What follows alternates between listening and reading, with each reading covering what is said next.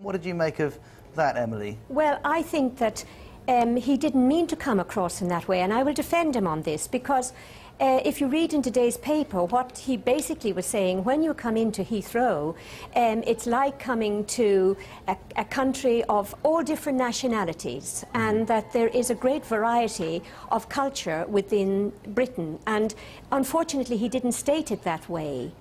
And so, again, I think that it's been misread, but he would have been better advised to have not said it at all. Let's bring in Tom in Sao Paulo, who's been listening to our conversation. Tom, good to have you back on World Have Your Say. You're a businessman and a Catholic, as regular listeners to BBC World Service Radio will know. What element of our conversation would you like to pick up on? Well, first I'd like to say that I don't think that the Pope referred to secularism in general as a bad thing. The Church and secularism have coexisted since the beginnings of the Church, and rather peacefully most of the time.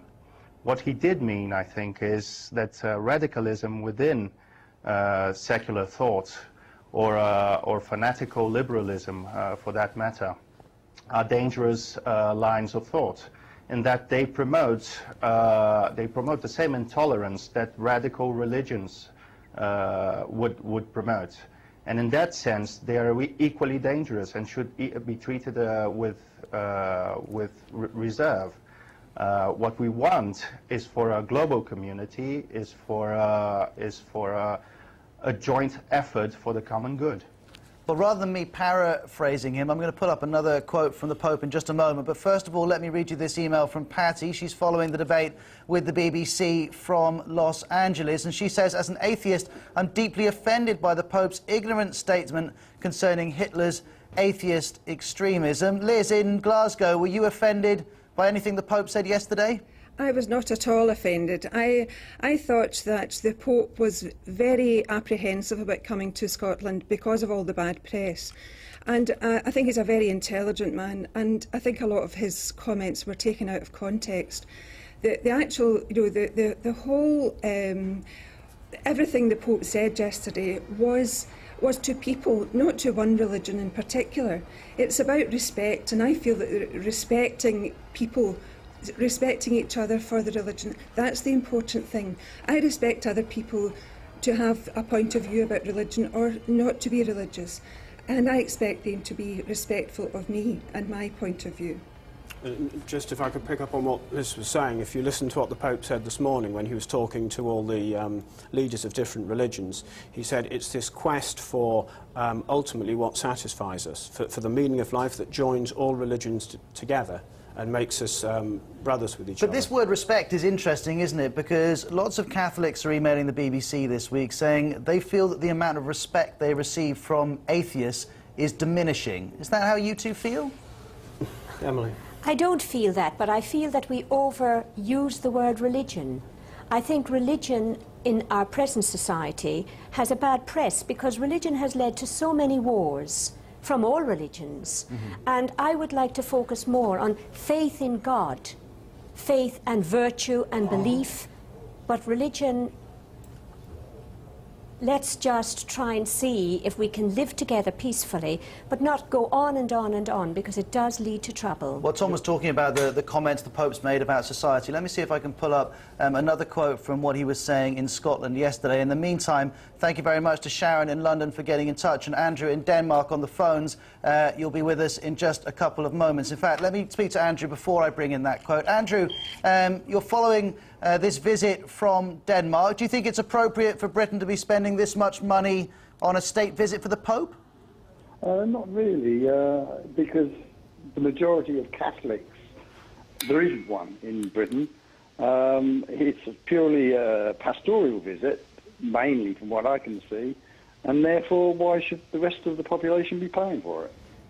Thank you very much indeed. Let me, thanks for coming on. And by the way, if you want to call up, the number again, country code 44 20 70 83 72 72. We've half an hour on BBC World News, but if you don't get on, don't worry. We're on for an hour on BBC World Service Radio at 1700 GMT. Now, I was talking about that quote. Let me see if I can pull it up on the screen for you. This is very, very interesting. Society, he says, today needs clear voices which propose our right to live, not in a jungle of self-destructive and arbitrary freedoms, but in a society which works for the true welfare of its citizens and offers them guidance and protection in the face of their weakness and fragility. Richie, do you like the sound of that?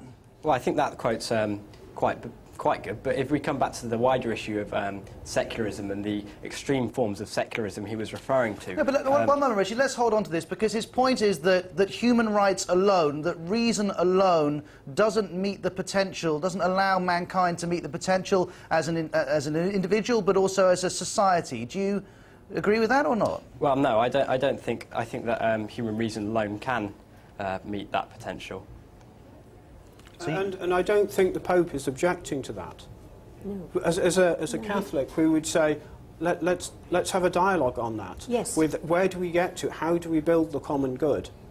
But let's yes, also... from my own experience, I find I always desire more and more. I desire to be totally fulfilled, and in my experience, the only thing that fulfills me is a relationship with my Maker, which is exactly what the Pope has been saying. But if somebody else has a different experience, that doesn't mean that it's wrong. But the point that the Pope is making, Tom, in Sao Paulo, is that if no one has that faith, the faith which Tom is talking about, if no one has that, then mankind as a whole will suffer. But let me add an ingredient to this. I think that Christian values at present are inconvenient and are actually they're actually felt as a block to rampant consumerism. I mean, somebody like our friend here who finds fulfillment in religion is less likely to be spending money trying to find fulfillment in traveling to an exotic place, for instance. So I think that there are objections in our society that go beyond conviction and into actual economic interest. Thank you very much for that comment from Sao Paulo. Tom, you're staying with us. Liz in Glasgow's had to go. Thanks for being with us, Liz. Thanks also to Andrew, who came on the phone from Denmark. Let's cross from Denmark to Washington, D.C. and bring in Evelyn Mercantini, who's our next guest on today's World Have Your Say. Evelyn, you're part of an organisation called Voice of the Faithful, which campaigns for victims of sex abuse cases within the Catholic Church. Looking across the Atlantic, what have you made so far of the Pope's trip to Britain? Well, quite honestly, I think he is doing a good job, and I think he is trying. However, the Pope really needs to reach out to these victims of clergy abuse, and not only to the victims, but to the bishops who need to come forth and acknowledge that all of this abuse and cover-up has happened. But Evelyn, let me interrupt you here. What more do you want the Pope to do? On his plane when he was flying into Edinburgh yesterday, on Thursday, he was categorical. He condemned what happened. He even referred to the paedophiles as having an illness. He said it was abhorrent to him. What more can he say or do to satisfy your concerns? It's not what he says, it's what we want him to do. He absolutely is saying the right things, but he's still talking in the past. And these victims are here and now, and we want them to be acknowledged. We want the priests who have been credibly abused and or convicted to be named